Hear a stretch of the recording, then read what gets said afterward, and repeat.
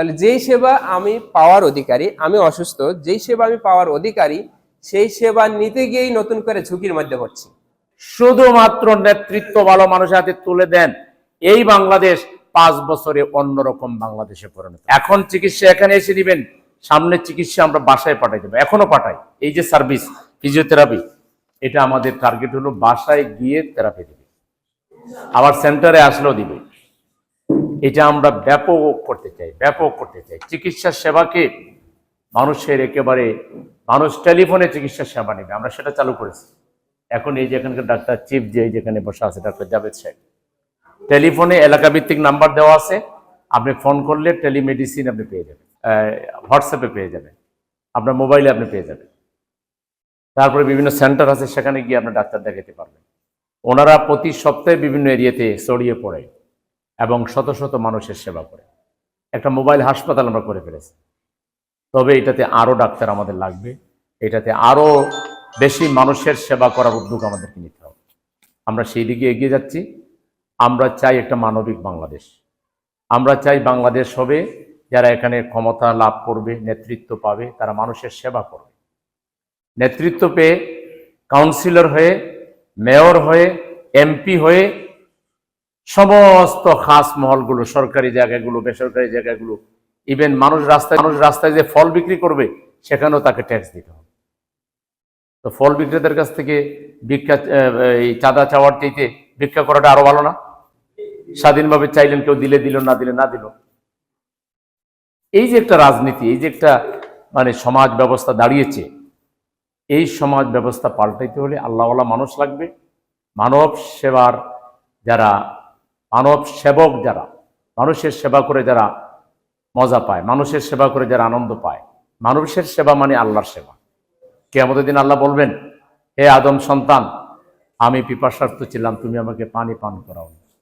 আমি অসুস্থ ছিলাম, তুমি আমাকে সেবা করনি। আমি ক্ষুধার্ত ছিলাম, তুমি আমাকে আহার করাওনি। এসে মিলিত, এটা আল্লাহ তাআলা নিজেই বলেছেন। আউযু বিল্লাহি মিনাশ শাইতানির রাজিম, কুনতুম খায়রা উম্মাতিন উখরিজাত লিন-নাস, তোমরাই সর্বোত্তম জাতি। আল্লাহ আমাদেরকে বেস্ট অফ দি বেস্ট আখ্যা দিয়েছে, আমরাই সেরা। কারা? যারা মানুষ, বিশেষ করে যারা মুসলমান, বিশেষ করে যারা আল্লাহর খলিফা। তো এই আল্লাহর খলিফা হিসেবে আল্লাহ তাআলা সকল সৃষ্টির মধ্যে বাই নেচার আমাদেরকে, বাই বর্ণ আমাদেরকে শ্রেষ্ঠত্ব দিয়ে একটা বিশেষ দায়িত্ব দিয়ে দুনিয়াতে আমাদেরকে পাঠিয়েছেন তার প্রতিনিধিত্ব করার জন্য। সামান্য একটু সহযোগিতা করলে তার সেবা হতো এবং সে সুস্থ হয়ে সমাজের জন্য সে একটা অ্যাসেট হইতো। তুই দেখেও না দেখার বান করেছিস, অতএব তুই সেদিনই খোদাকে পাইতে তোর পাওয়ার সুযোগকে তুই হারিয়েছিস। আমি সেখানেই ছিলাম। আর এই সমাজে অনেক বোকানাঙ্গা মানুষ আজকে নুন আনতে পান্তা ফুরায়, শাকসবজি কিনতে গেলে চাল কিনতে পারে না, চাল কিনতে গেলে ডাল কিনতে পারে না। আমরা নাকি অনেক উন্নতি লাভ করেছি। এখানে বলেন যে সামান্য দয়া দাক্ষিণ্য বিতরণ করবেন, বলেন যে কিছু সিন্নি বিতরণ হবে এখানে, মানুষের উপরে মানুষ। হ্যাঁ, বলেন চাল বিক্রি করবেন, একটু চাল একটু কম দামে দিবেন, কি পরিমাণ রাস্তায় লাইন হয়ে দেখেন। অভাব না থাকলে কেউ এরকম হয়? আজকে গোটা সমাজকে পঙ্গু করে ফেলা হয়েছে। এই পঙ্গুত্ব থেকে বেরিয়ে আসতে হবে। সমাজের সকল ক্ষেত্রে আল্লাহর আইনকে প্রাধান্য দিয়ে, আল্লাহর বিধানকে প্রাধান্য দিয়ে আমাদেরকে চলতে হবে।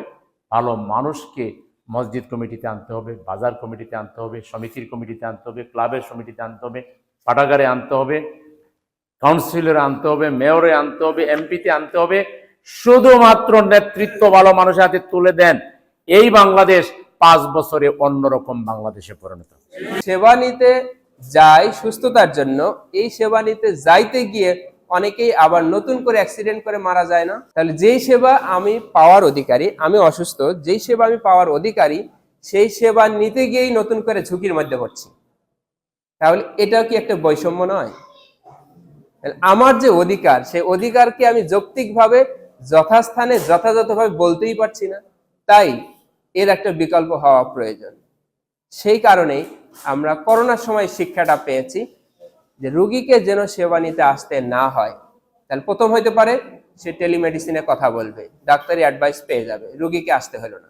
দ্বিতীয় হলো টেস্ট করতে হবে, তাহলে রুগীকে আসতে হবে না, সে বাসায় থাকবে, ফোন করবে, চলে আসবে।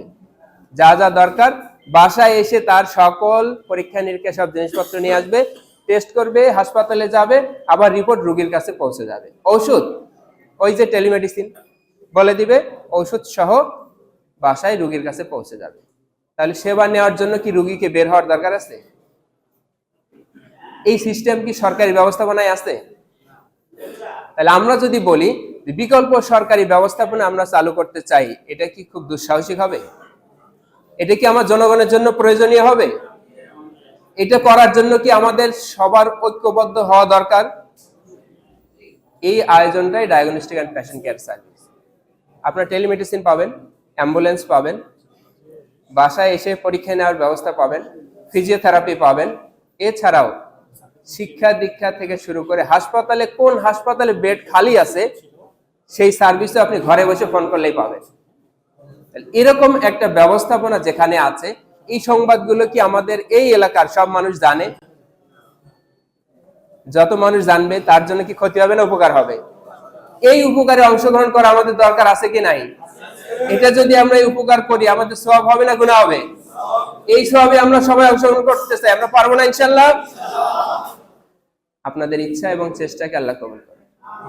আমাদের এইটুকুই পাওনা যে আমাদের জনবল আছে, মানসিকতা আছে, এই জনপদে মানুষের সেবা নেওয়ার প্রয়োজন আছে, শুধু একটা সিস্টেমের পরিবর্তন প্রয়োজন। সুতরাং সেই সিস্টেমের সাথেই আমরা সংগ্রাম করছি। ইতিমধ্যে আমাদের এই diagnostic and patient care service 2019 সাল থেকে শুরু করে আমরা মিরপুর শেওড়াপাড়ায় একটা সেন্টার করেছি, আমরা ডিওএইচএস একটা সেন্টার করেছি, আপনার এখানে খন্দকার স্কুলের সামনে ফিজিওথেরাপি সেন্টার। এটা কিন্তু শুধুই ফিজিওথেরাপি সেন্টার নয়, এই সবগুলো সার্ভিসের ব্যবস্থাপনা এই সেন্টারে রয়েছে। সুতরাং আপনারা আসুন, নিজেরা অংশগ্রহণ করুন এবং যারা বঞ্চিত এমনকি তাদের আরো সহযোগিতা প্রয়োজন সেই ব্যবস্থাপনা করার সুযোগ আছে।